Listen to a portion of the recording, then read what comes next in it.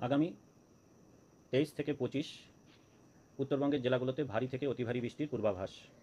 নমস্কার বন্ধুরা, এইমাত্র পাওয়া আজকের আবহাওয়ার গুরুত্বপূর্ণ খবর। রাত পেরোতেই লাফিয়ে লাফিয়ে বাড়ছে তাপমাত্রা।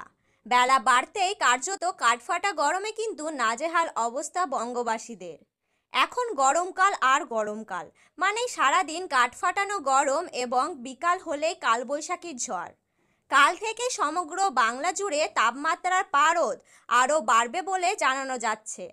বর্তমানে জেলায় জেলায় তাপমাত্রার পারদ 41 ডিগ্রি ছুঁই ছুঁই এবং চলতি সপ্তাহে তাপমাত্রা 42 ডিগ্রি পার হয়ে 45 ডিগ্রিতে পৌঁছে যাওয়ার প্রবল সম্ভাবনা রয়েছে।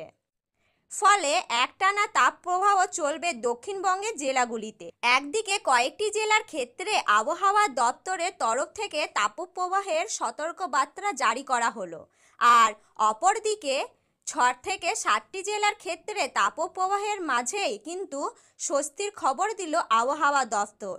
আজ বাংলায় দক্ষিণবঙ্গ থেকে শুরু করে উত্তরবঙ্গের বেশ কয়েকটি জেলাতেই বৃষ্টিপাতের পূর্বাভাস দিল আবহাওয়া অফিস। সামগ্রিকভাবে তাপমাত্রা কিছুটা কমলেও তাপপ্রবাহ কিন্তু বজায় থাকবে। তার সাথে আজ পশ্চিমে বেশ কয়েকটি জেলাতেই শিলাবৃষ্টিপাতের পাশাপাশি 50 থেকে 60 কিলোমিটার গতিবেগে বইতে পারে ঝড়ো দমকা হাওয়া।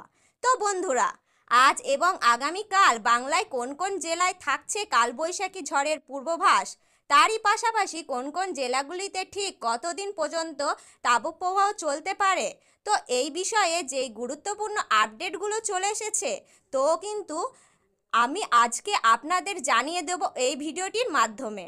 তো আপনার জেলায় সঠিক আবহাওয়ার খবর সবার প্রথমে প্রতিদিন পেতে চান, তাহলে অবশ্যই আমাদের ইউটিউব চ্যানেলটিকে সাবস্ক্রাইব করবেন এবং পাশে থাকা বেল আইকনটিকে প্রেস করে রাখবেন। তাহলে চলুন শুরু করা যাক। এই মুহূর্তে সবথেকে বড় খবর যে বাংলার দিকে কিন্তু ধেয়ে আসতে পারে শক্তিশালী পশ্চিমী ঝঞ্ঝা। অন্যদিকে বঙ্গোপসাগরে তৈরি বিপরীত ঘূর্ণিবর্তের জোরে দক্ষিণবঙ্গে কিন্তু প্রচুর পরিমাণে ঢুকছে আর্দ্রতা।